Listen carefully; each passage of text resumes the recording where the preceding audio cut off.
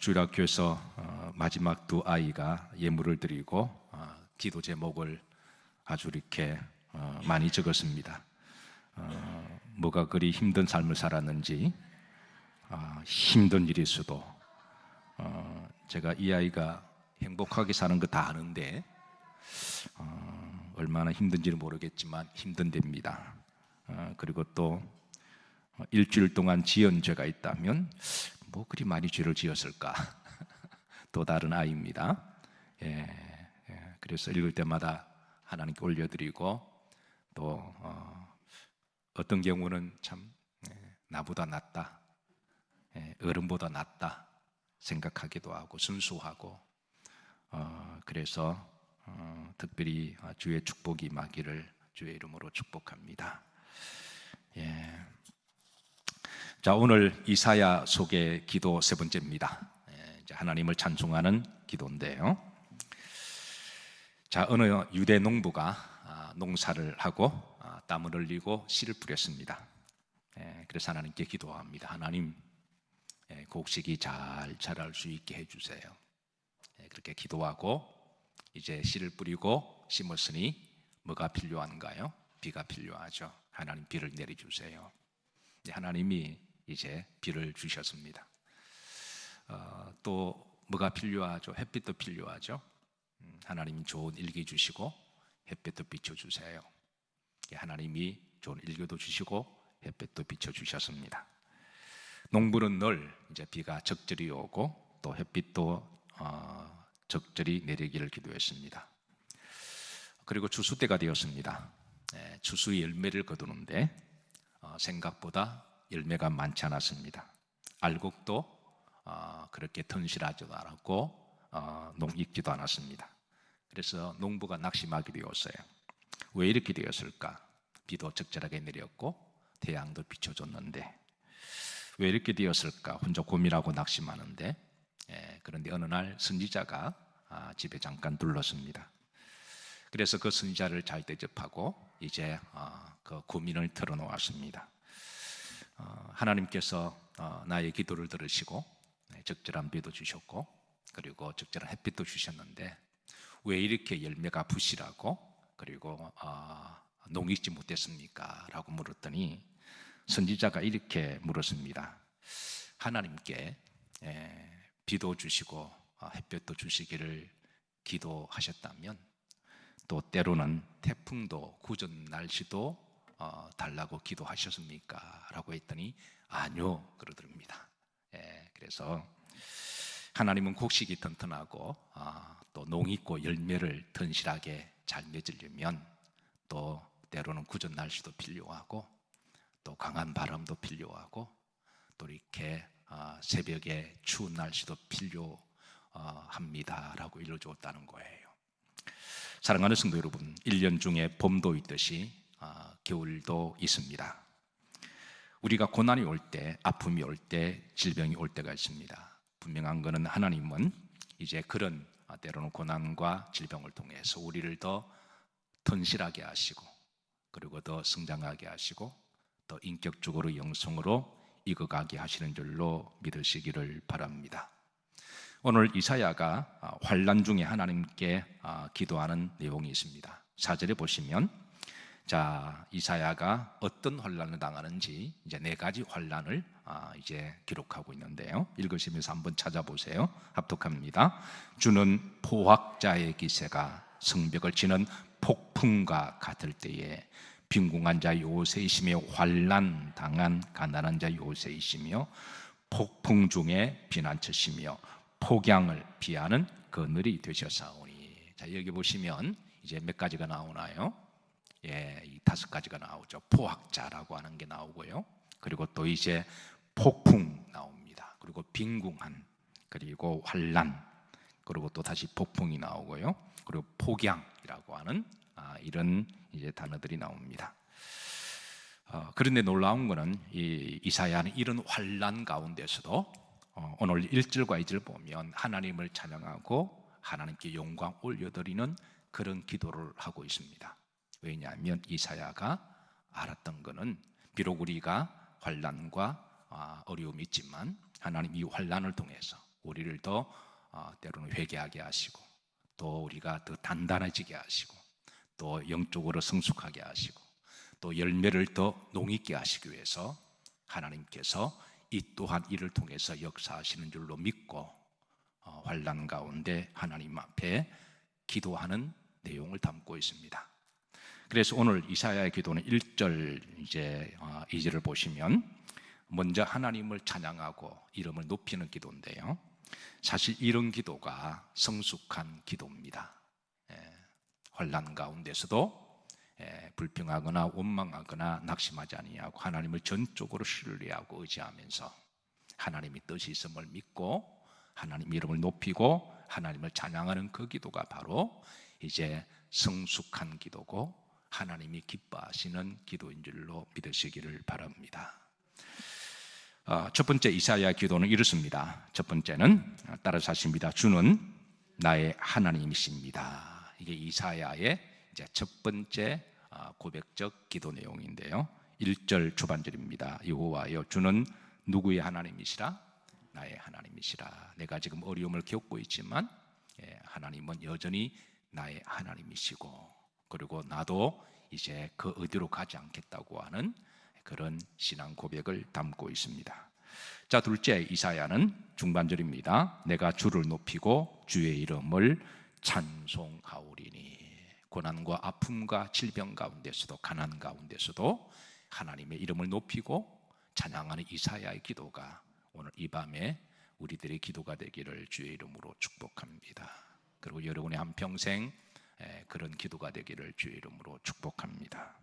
세 번째입니다. 1절 흠질을 보시면 이사야는 이제 지금은 환난을 당하고 있지만 하나님이 한때 나에게 베풀어 주셨던 그 은혜를 기억하며 하나님께 감사하고 있습니다. 자, 후렴절입니다.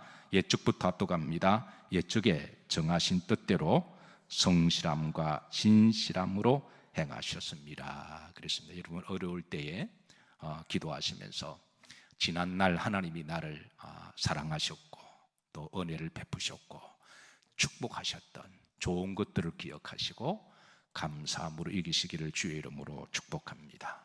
자, 그리고 이제 포악자로부터의 요새가 되셨음을 기도하는데요. 4절입니다. 이제 4절. 자, 여기에 자, 이게 한 가지 재미있는 그런 이제 요소가 있습니다. 4절이 좀 깁니다. 그리고 이 긴 문장인데 동사가 하나밖에 없어요. 이 긴 문장인데, 자, 우선 4절 한번 다 같이 한번 다시 한번 우리 한번 합독하십니다. 주는 포악자의 기세가 성벽을 치는 폭풍과 같을 때에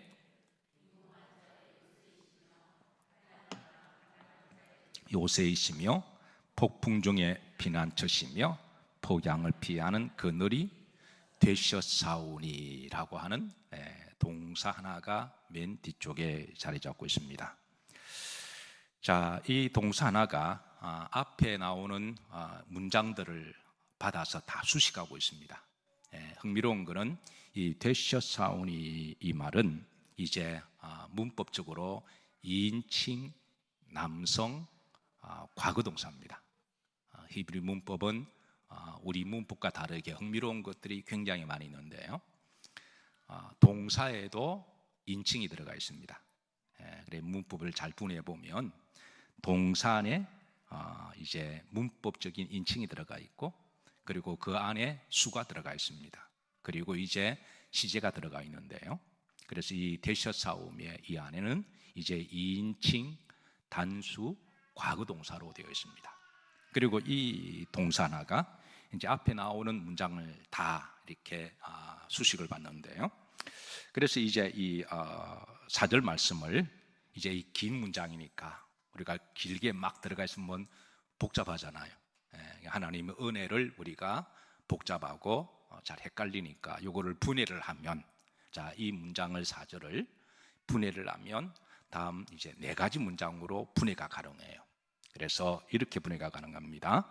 자, 여기 이제 2인칭은 당신은 하나님을 이야기합니다. 그러니까 1인칭과 2인칭의 화자의 대화 형식으로 아마 하나님과 대화를 하듯 그런 기도를 하면서 이제 우리나라 말로 뭐 당신 그러면 약간 좀 이렇게 건방진 것 같은데, 그건 인칭적으로 서로 이제 대화의 형식을 나누기 위해서 이제 그렇게 되시사오며가 바로 이제 대화의 형식으로 나누고 있는데요.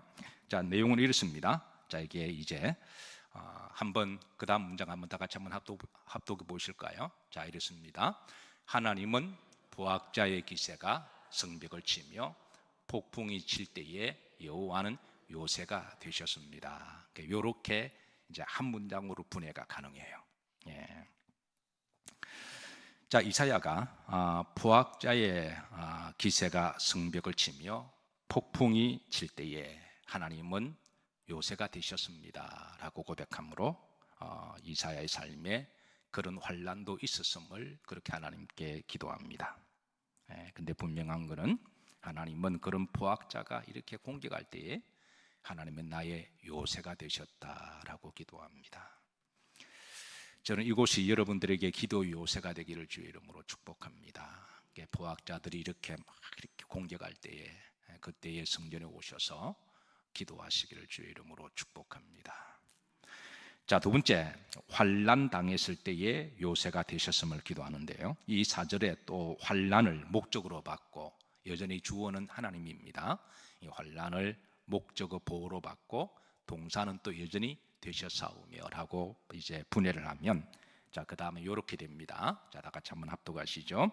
하나님은 환난 당한 가난한 자의 요새가 되셨습니다. 이렇게 분해가 가능해요. 자, 이렇게 조금 나누니까 이해가 쉽죠. 환난 당하는 자의, 이제 가난한 자의 요새가 되셨다. 여기에 환난도 힘든데 가난까지 겹쳤습니다. 우리가 인생을 살아가다 보면 환난을 당하고 가난도 함께 당할 때가 있는데요. 우리나라 역사 가운데 이 환난, 호란, 이 환난과 비슷한 호란의 사건이 있었는데, 여러분 병자 호란이 그렇죠. 여러분 잘 아시는 병자 호란, 병자 환난, 1636년인가요? 그때 효종 때, 그때 청나라가 우리나라를 이렇게 공격해 왔잖아요. 자, 그때 조선의 땅은 글자 그대로 환난의 땅이었고 호란의 땅이 되었는데요. 그들은 가는 곳마다 이제 불을 지르고 사람이 보이는 대로 죽이고 곡식을 약탈하고, 그리고 저들이 돌아갈 때는 조선의 여자들 어린아이부터 이제 웬만하게 좀 보이는 여자들은 다 데리고 갔습니다. 학자들마다 다 이 수가 다른데요. 미니멈 5만, 맥시멈 50만을 보고 있습니다. 그러니까 레인지가 좀 크죠. 그러니까 적게는 5만을 데려갔고 많게는 50만까지 보고 있는데요. 근데 그렇게 많은 의자를 데리고 가서 뭘 했느냐? 이 청나라 사람들이 보고 좀 반반하고 마음에 들면 이제 성놀이 계감으로 자기들이 쓰고, 마음에 안 들면 인신매매 시장에서 팔아버렸습니다. 그래서 당시에 그런 환난을 당한 그런 시대였고, 또 이게 나중에 역사적인 문제로 큰 나중에 또 다른 이슈가 돼요. 양반집 이제 규수도 잡아갔는데요. 그래서 이제 잡혀가서 탈출해서 조선에 다시 들어왔는데, 가서 얼마나 유린당하고 고난을 당하고 죽을 고비를 거치고 다시 조선에 정말 발이 피가 나도록 도망왔던 그 여인을 양반 가문에서 받아줘야 될 거냐 말아야 돼, 이게 또 이슈가 되었습니다. 당연히 받아줘야 되죠. 당연히 얼마나 고생했고 얼마나 아팠냐 해야 되는데, 외놈들에게 이제 몸이 이렇게 망가졌다고 받아주지 않았습니다. 그래서 고향이 돌아와서도 갈 데가 없어서 그래서 이제 또 가난과 또 싸워야 되는데요. 어쨌든 이 병자호란으로 인해서 그때 그 조선은 정말 가난한 시대였습니다. 한 50만 명이 끌려갔다 그러는데요. 그보다 더 많은 사람이 굶어 죽었습니다. 그때 남은 환란의 시대였고 가난의 시대였습니다. 외국의 한 역사학가가 우리 대한민국과 이제 그 유대, 이스라엘을 비교 분석하면서 공통점이 이제 두 가지가 있대요. 작지만 강한 나라다. 영토도 크지 않고 그런데 정말 강한 나라다. 두 번째 공통점이 뭘까요? 환란을 많이 겪은 나라라는 거예요. 근데 환란을 많이 겪기 때문에 그 환란으로 인해서 이제 그 건성이 있다라는 거예요. 저는 우리나라에는 하나가 더 있는 줄로 믿습니다. 하나님이 대한민국을 보호하사, 애국가에도 있잖아요, 그죠? 하나님이 대한민국을 보호하사 우리나라를 지키시고 보호하시는 줄로 믿습니다. 매 시대마다 사실은 국가가 큰 환란을 당해요. 아까 이제 병자호란 때, 효종 때 1636년인데 그 전에 왕이 인조잖아요. 1592년 때는 임진왜란이 있었습니다. 그러니까 여러분 30년 안에 일본으로만 1년에 7년 동안 그 전쟁을 일으켰잖아요. 그러니까 국가적으로 얼마나 환란과 가난의 시대입니까? 그리고 또 얼마 있다가 또 병자호란이 일어나고요. 그리고 또 얼마 있다가 또 우리 조선의 땅에 밀란이 또 많이 일어납니다. 노각 혁명이라든가 그런 시대마다 많은 환란과 어려움이 있지만 어떤 분들이 요즘 우리나라가 많이 어려우니까 걱정들을 많이 하십니다. 각자 다 나라를 사랑하는 마음으로 걱정하고 다 기도하는 줄로 믿습니다.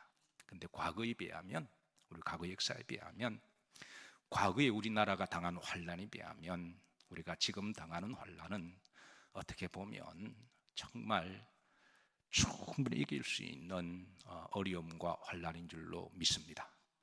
그리고 무엇보다도 우리 민족은 그런 건성도 있고, 그리고 또 하나님이 지키시는 나라입니다.